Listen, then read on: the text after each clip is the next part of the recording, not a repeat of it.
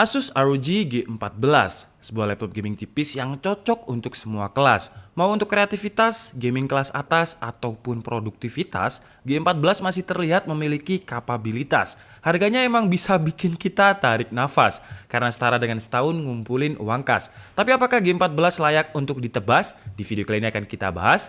Ya udah, selamat menonton. Orang-orang cerdas.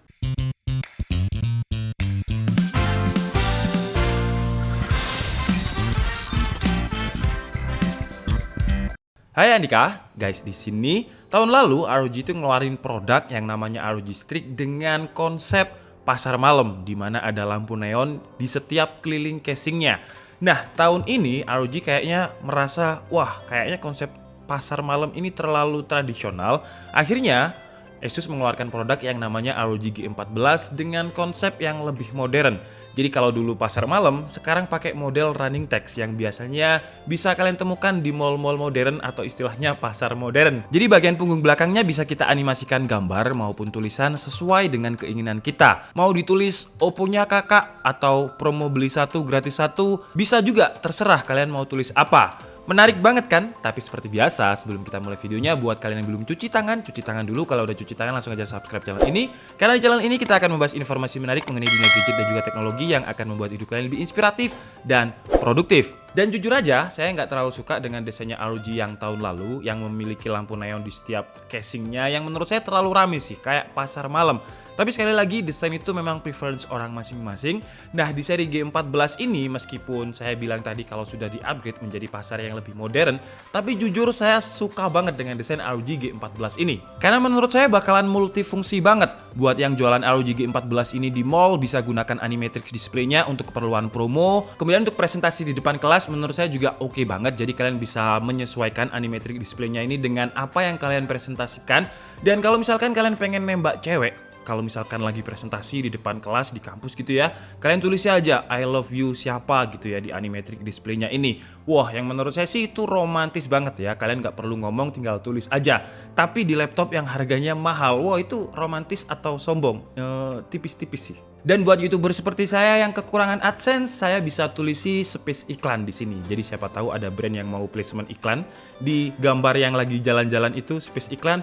Jadi intinya menurut saya desainnya ini multifungsi banget. Dan sebelum kita bahas tentang animated display-nya yang bener-bener keren banget, saya bahas dulu untuk spesifikasinya. Jadi untuk unit yang kita review ini memiliki prosesor Ryzen 7 4800HS. Sama-sama 8 core 16 thread dengan yang seri H aja tanpa S. Apa bedanya kalau misalkan yang HS ini ditujukan kepada laptop yang memiliki ketebalan di bawah 2 cm. Jadi high performance slim, sedangkan kalau yang H itu cuman high performance yang ditujukan kepada laptop gaming yang cukup tebal. Kalau ini masih bisa masuk ke laptop kategori yang tipis. Untuk memori RAM-nya 8GB single channel dengan kecepatan 3200 MHz, yang 8GB bawaannya ini onboard, tapi kalian juga masih bisa upgrade RAM karena masih ada satu slot kosong. Jadi secara teoretikal kalian bisa upgrade kalau misalkan 8 dan 16 berarti 24GB. Kemudian untuk VGA-nya pakai 1650 Ti 4GB, bukan 1660 Ti ya, tapi 1650 Ti. Karena ketika saya research tentang G14 ini di website manapun di pasar global, adanya itu hanya dua varian, 1660 Ti dan RTX 2060 Max-Q. Tapi entah kenapa yang masuk ke Indonesia ini yang 1650 Ti. Mungkin ke depan bakalan masuk yang versi 1660 Ti, saya kurang tahu. Untuk link pembeliannya yang 2 SKU tadi kalian bisa langsung cek di kolom deskripsi. Kemudian dari segi storage tentu udah pakai SSD dengan kapasitas 512GB. Tapi yang saya sayangkan di sini speednya ini nggak nyampe 2000 Mbps. Melihat harganya sudah di atas 20 juta, jadi ayolah Asus minimal itu pakai Gen 3 lah yang speednya itu 3000 Mbps. Kalau nggak nyampe 2000 Mbps aja menurut saya kalau harganya udah di atas 20 juta ya kenceng, tapi nggak kenceng-kenceng amat. Jadi udah waktunya pakai Gen 3 kalau harganya sudah di atas 20 juta. Oke, mari kita breakdown dulu animated display dari ROG G14 ini. Jadi kalau kalian perhatikan di bagian punggung laptop G14 ini terdapat banyak lubang-lubang kecil yang mungkin lebih dari 6000 jumlahnya. Yang setiap lubangnya ini memiliki LED display dan bisa kita custom melalui aplikasi bawaan ROG yaitu Armoury Crate. Ada template statik dan juga animasi lain yang sudah disediakan di software Armoury Crate. frame rate, dan kita juga bisa custom tulisan sesuai dengan keinginan kita. Kita juga bisa custom speed animasinya, kemudian delay-nya berapa, brightness dan kontrasnya berapa, dan lain-lain. Jadi sama seperti running text yang bisa di custom. Dan kalau misalkan kalian di rumah aja lagi sendirian, menurut saya sih dimatikan aja animated display-nya, karena ya nggak ada yang lihat, ngapain dinyalain, dan juga bisa menghemat baterai. Perbedaannya, pembuatan G14 ini lebih kompleks dibandingkan dengan running text. Jadi di setiap lubangnya ini juga terdapat filter untuk mencegah debu masuk ke setiap lubangnya. Dan terdapat filter untuk temperatur, karena lampu LED-nya yang nyala ini lama-lama akan memproduksi panas yang bisa merusak layar kalau panas terus-menerus. Makanya dibuatlah filter yang sangat kompleks dan canggih agar G14 ini terlihat stand out tanpa merusak bagian lain. Bahan material di bagian punggungnya menggunakan aluminium dengan finishing matte yang sama sekali tidak akrab dengan fingerprint. Logonya kecil aja di bawah dengan finishing chrome. Dari segi desain menurut saya kayak multifungsi banget lah. Desain gaming juga iya, laptop produktivitas juga iya, laptop bisnis juga iya, Ultrabook juga iya, karena beratnya cuma 1,7 kg dengan ketebalan di bawah 2 cm, yaitu 1,99 cm.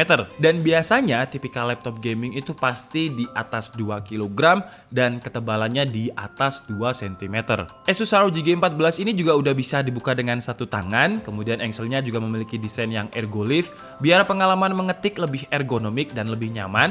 Tapi karena desain ergoliftnya ini, arah pembuangan panas jadi dibuang ke layar yang mungkin beberapa orang akan nggak suka. Tapi kalau saya pribadi nggak masalah karena panasnya nggak mengganggu banget. Dan Asus ROG G14 ini memiliki exhaust tambahan di bagian samping kiri dan kanannya. Jadi tidak semua panasnya terfokus ke bagian exhaust belakang yang dilemparkan ke layar. Kemudian di bagian sasis keyboardnya menggunakan bahan magnesium alloy yang sekali lagi feel-nya ini kerasa laptop premium banget. Dengan keyboard yang hanya memiliki single LED backlit, jadi belum RGB, tapi masih memiliki 4 tombol eksklusif seperti laptop gaming ROG yang lain. Kemudian tombol powernya juga udah memisah dengan shape yang sama dengan tombol powernya Asus TUF 15. Bedanya, tombol powernya ini juga memiliki fingerprint untuk login ke Windows Hello. Dari segi feel keyboardnya menurut saya sama sekali nggak kerasa kalau ini adalah ROG.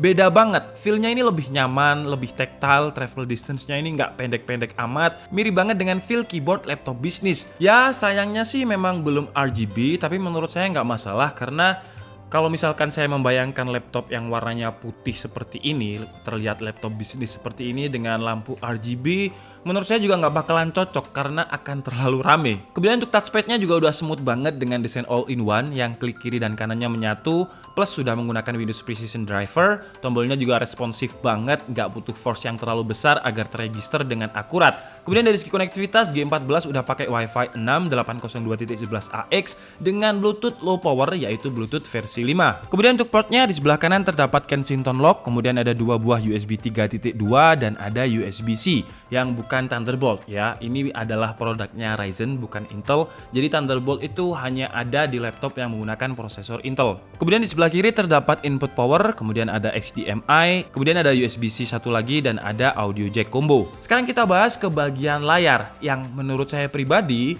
untuk laptop dengan desain yang sudah sesimpel ini, sayangnya framenya cukup tebal. Kalau misalkan kita bandingkan dengan laptop keluaran lain yang framenya udah tipis-tipis, G14 ini menurut saya masih cukup tebal. Tapi untungnya untuk spesifikasi layarnya ini udah cocok banget untuk semua segmen. Karena layarnya ini memiliki panel ID LM140LF yang memiliki dimensi 14 inch, resolusinya Full HD IPS, kemudian memiliki refresh rate 120Hz dengan adaptive sync, dan 100% sRGB yang bukan hanya 100% sRGB, tapi juga sudah memiliki sertifikasi patent validated, yang berarti dengan refresh rate 120Hz dan juga adaptive sync, kalau misalkan nanti di bagian kita tes gaming 1650 Ti-nya ini ya minimal average-nya 100 fps, kita bisa merasakan sensasi bermain game itu lebih smooth, lebih responsif dan juga minim screen tearing. Kemudian 100% sRGB dengan sertifikasi patent validated juga bakalan cocok banget buat para konten kreator yang butuh saturasi warna yang jelas dan terlihat lebih natural. Di bagian dalamnya terdapat dual fan dan juga 5 heat pipe untuk mendinginkan CPU dan juga GPU-nya. Kemudian juga terdapat quad speaker dengan driver Dolby Atmos yang suaranya menurut saya udah kenceng banget untuk ukuran laptop yang steel seperti ini atau ultrabook gaming yang setipis ini. Kira-kira seperti ini suaranya.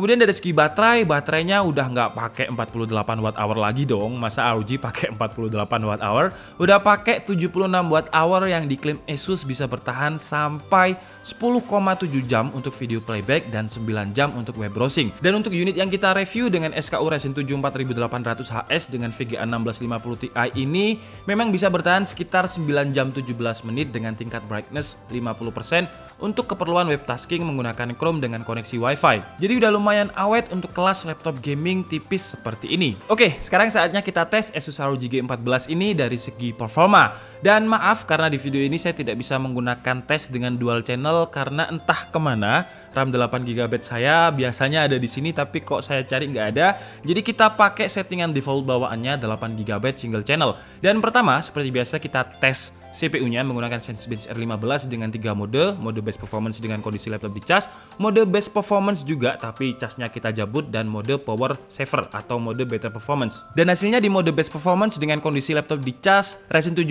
4800HS di Asus ROG G14 ini mendapatkan skor yang cukup tinggi 1684, kemudian running kedua 1672 dan stabil di angka 1600-an, nggak pernah ada di bawah 1600.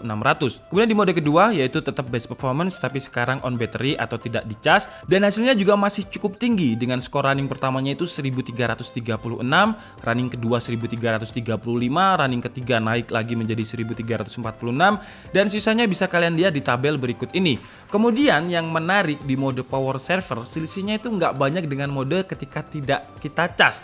Jadi di running pertamanya itu mendapatkan skor yang cukup tinggi menurut saya untuk mode power server yaitu 1297, running keduanya juga 1297, running ketiga malah naik menjadi 1302, dan sisanya bisa kalian baca di tabel berikut ini. Lanjut ke Cinebench R20 Ryzen 7 4800HS ini juga cukup tinggi skornya dengan stabil di angka 3700-an CB. Lanjut ke tes 3D Mark menggunakan driver Skydiver, Asus ROG G14 mendapatkan skor yang lumayan tinggi juga dengan 25963. Sementara untuk driver Fast Track mendapatkan skor 9874. Lanjut ke tes editing menggunakan software Adobe Premiere Pro dan juga template yang memang khusus biasanya kita gunakan untuk rendering benchmark di DKID.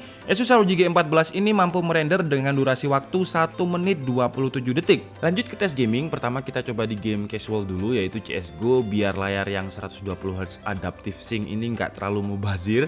Dan hasilnya memang nggak mubazir ya di CSGO ini dengan resolusi Full HD, grafiknya rata kanan atau high. Dapat FPS itu pasti di atas 100 lah, dengan CPU loadnya nggak sampai 25%. Jadi buat kalian player CSGO menurut saya sih di game ini kalian nggak perlu upgrade RAM. Lanjut ke game PUBG PC dengan settingan resolusi Full HD, grafiknya mentok rata kiri ya, bukan rata kanan kalau ini. Dan hasilnya ketika scene yang normal-normal aja memang bisa mendapatkan sekitar di atas 100 FPS. Cuman kalau misalkan scene-nya udah mulai padat atau kita naik mobil seperti ini gitu ya, itu average FPS-nya menjadi turun sekitar 80 sampai 90 FPS, dan untuk CPU load-nya di sini nambah lebih tinggi dibandingkan dengan CSGO tadi. Lanjut ke Game Pass 2020 dengan resolusi Full HD, di sini kita juga bisa mendapatkan average FPS 100. Cuman turunnya itu ketika replay, tapi biasa sih kalau misalkan PES 2020 replay itu pasti ya kira-kira bisa drop FPS lah. Dan untuk CPU load-nya di PES 2020 ini lebih tinggi dengan average CPU load bisa sampai 70 sampai 80%. Lanjut ke game Shadow of Tomb Raider, di sini kita menggunakan resolusi Full HD juga, grafiknya juga low, dan di game ini kita mendapatkan average FPS 55. Nah, setelah kita tes benchmark, tes gaming, dan juga tes editing tadi, kita running lagi Cinebench R20-nya untuk mendapatkan berapa sih untuk temperatur max load-nya, dan hasilnya di Cinebench R20 suhu max load-nya itu ada di 89 derajat Celcius. Kemudian kita stress test lagi pakai driver Time Spy dan hasilnya 98,1%, dan di driver Time Spy stress test ini suhu temperatur max load CPU-nya itu sempat menyentuh 93,75 derajat Celcius. Sempat loh ya, jadi bukan konstan. Kemudian dia bisa turun lagi ke angka sekitar 80 sampai 90 derajat Celcius. Oke guys, jadi mungkin cukup segitu aja video review dari Asus ROG G14 kali ini. Dan kesimpulannya dengan harga, nah ini kita ngomongin harga, jadi pahlawan kuota silahkan masuk. Harganya di atas 20 juta, lebih tepatnya 22,99 atau kita anggap aja 23 juta. Dan kalau dari segi harga, dari segi desain, jujur saya suka banget ya, karena dia bisa masuk ke semua segmen. Jadi kalian mau masuk ke laptop bisnis bisa, karena dia ada fingerprint dengan tampilan yang nggak terlalu norak. Kalian mau masuk ke laptop gaming juga bisa, karena dari segi performa, dari segi VGA, dia juga performanya udah tinggi banget dengan desain animatrix displaynya ini yang bisa kalian custom dengan logo ROG atau dengan tulisan sesuai dengan keinginan kalian. Dari segi portabilitas dia juga cukup ringan. Biasanya desain yang seperti ini disebut dengan stealth karena desainnya kalem, simple, tapi dari segi performa oke banget. Apalagi dari segi portabilitas ya, dia cuma memiliki berat 1,7 kg dengan ketebalan 1,99 cm dan baterainya awet 9 jam untuk multitasking menggunakan Chrome dengan koneksi Wi-Fi. Jadi menurut saya Asus ROG G14 ini masuk untuk semua segmen yang menurut saya menjadi nilai plus. Dan kalau untuk kekurangannya Asus ROG G14 ini menurut saya pribadi ya, karena harganya sudah di atas 20 juta, lebih tepatnya 23 juta yang udah masuk laptop high end, kenapa RAM-nya masih 8 GB single channel? Ayolah Asus, kalau udah di atas 23 juta ini minimal RAM-nya udah 16 GB dengan SSD Gen 3. Ya speednya 3000-an Mbps lah, sementara ini 1800-an Mbps ya. Dan untuk VGA-nya juga pakai 1650 Ti. Saya nggak tahu kenapa di pasar Indonesia nggak masuk yang 1660 Ti, karena saya research tadi di semua e-commerce yang ada itu cuma ada dua pilihan, 1650 Ti dengan RTX 2060 Max-Q. Jadi 1660 Ti belum ada, mungkin ke depan ada. Untuk link pembeliannya seperti biasa kalian bisa cek di kolom deskripsi. Jadi untuk kekurangannya menurut saya itu sih. Jadi RAM-nya masih 8 GB, VGA-nya harusnya dapat 1660 Ti di harga segitu. Menurut saya pribadi ya. Tapi mungkin budgetnya sudah dikeluarkan, dimasukkan ke baterai dengan animatrix display ini. Kalau di versi website globalnya Asus ada, kita bisa memilih dua versi. Versi yang tidak ada animatrix display, yang mati, atau yang ada. Cuman saya lihat di e-commerce di Indonesia juga semuanya kayaknya versi yang nyala, nggak ada versi yang nggak nyala. Oke lah, jadi mungkin cukup gitu aja video kita kali ini. Dan bagaimana pendapat kalian tentang Asus ROG G14 dengan harga 23 juta ini? Apakah worth it untuk dibeli? Silahkan tulis di kolom komentar. Saya Niko Setiabudi dan saya minta maaf kalau ada kesalahan dalam penyampaian informasi. Seperti biasa kalian bisa mengkoreksinya di kolom komentar. Saya Niko Setiabudi lagi dong. Ya udahlah, bye bye.